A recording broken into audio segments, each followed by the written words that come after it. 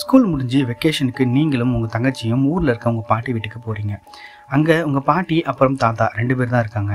உங்கள் அம்மா அவங்கள அங்கே விட்டுட்டு 2வது நாளே திரும்பி ஊருக்கு வந்துடுறாங்க. உங்கள் பாட்டி வீடு உங்கள் வீட்டை போல் அவ்வளோ ஒன்றும் வசதி கிடையாது. ஆனால் அக்கம் பக்கம் கொஞ்சம் வீடுங்க, சின்ன சின்ன பசங்க நிறைய பேர் இருக்காங்க. அவங்க கூட போய் விளையாடினா உங்களுக்கு டைம் போகிறதே தெரியலை.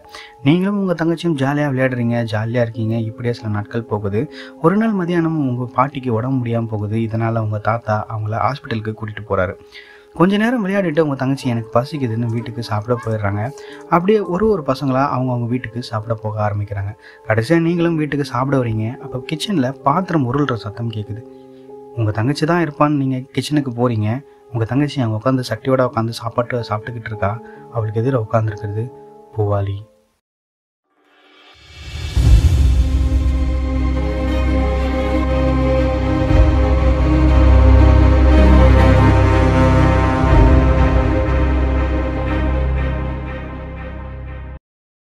எல்லாருக்கும் வணக்கம். இன்றைக்கி நம்ம அரண்மனை 4 படத்தில் வந்த பாக் பேயை தொடர்ந்து அசாமில் இருக்க மற்ற பேய்களை ஒன்றா பார்த்துட்டு வரோம். அந்த வகையில் 1வது இடத்துல இருக்க பிரா, 2வது இடத்துல இருந்த ஜொக்கினி, 3வது இடத்துல இருந்த கான்போத், இந்த 3 அர்பன் லெஜண்ட்ஸும் நம்ம ஆல்ரெடி பார்த்துட்டோம். நீங்கள் இன்னும் அதை பார்க்கலன்னா மேலே தெரிகிற ஐகான்லையும் கீழே டிஸ்கிரிப்ஷன்லையும் அதுக்கான லிங்க் இருக்குது, மறக்காமல் போய் பாருங்கள். அது மட்டும் இல்லாமல் 9வது இடத்துல இருந்த பாக் பேயை பற்றியும் தனியாக ஒரு வீடியோ போடப்பட்டிருக்கு, அதையும் போய் பாருங்கள். இந்த வீடியோவில் நாம் 4வது இடத்துல இருக்க பூவாலி அப்படிங்கிற கோஸ்ட்டை பற்றி பார்க்க போகிறோம். பூவாலி அப்படின்னா அசாம் மொழியில் குழந்தைகள்னு அர்த்தம். அப்படின்னா இது குழந்தைகளை தாக்குற பேயா அப்படின்னு கேட்டிங்கன்னா அதுதான் இல்லை. இவனுங்க இங்கே பேய்னு சொல்லியிருக்கிறது குழந்தைங்கள தான், அதுவும் அவங்கவுங்க வீட்டில் இருக்க குழந்தைங்களே தான். புரியலையா? சரி, ஃபஸ்ட்டு பூவாலி எப்படி இருக்கும், அது என்னென்ன பண்ணும் அப்படின்னு சொல்லிடுறேன். அதுக்கப்புறம் உங்களுக்கு தெளிவாக புரியும். பூவாலி அப்படிங்கிறது குழந்தைகளை போல் இருக்கக்கூடிய குள்ளமாக இருக்கக்கூடிய ஒரு பேய். அது என்ன பண்ணுன்னா, வீட்டில் நம்ம சமைச்சு வச்சுட்டு வேலைக்கோ இல்லை வெளியே போயிட்டு வந்து சாப்பிட்லான்னு பார்த்தா இந்த பூவாலி வீட்டில் யாருமே இல்லாதப்போ வந்து வீட்டில் இருக்க எல்லாத்தையுமே சாப்பிட்டு போயிடுமா. மற்றபடி இது யாரையுமே எந்த தொந்தரவுமே பண்ணாதான். ஒரு சில டைம் இந்த பூவாலிஸ் மனுஷங்க வீட்டில் இருக்கும்போதே கிச்சனில் வந்து சாப்பாடை திருடி சாப்பிடுமா.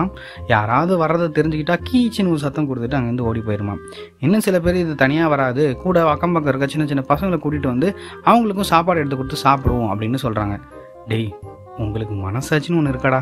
போய் இதுக்காடா டாப் 10ல் 4th பிளேஸ் கொடுத்துருக்கீங்க. இதை விட அடுத்து சில லிஸ்ட்டில் வர அர்பன் லெஜண்ட்ஸ்லாம் ரொம்பவே பவர்ஃபுல்லாக இருக்குங்க.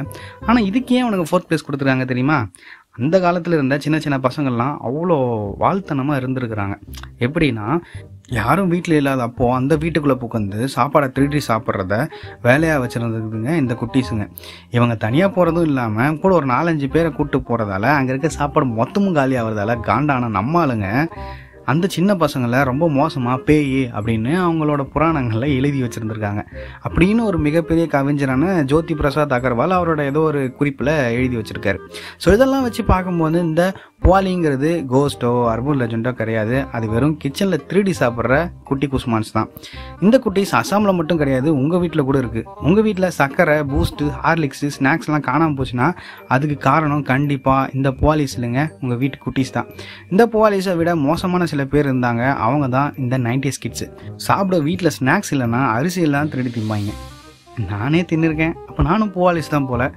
உங்களில் யாரெல்லாம் பூவாலிஸ், நீங்கள் உங்கள் வீட்டு கிச்சனில் எனத்தெல்லாம் திருடி சாப்பிட்ருக்கீங்கன்னு கமெண்ட்ஸில் சொல்லுங்கள். மீண்டும் உங்களை அடுத்த ஒரு பயங்கரமான கோஸ்ட் வீடியோவில் சந்திக்கிறேன். நன்றி, வணக்கம்.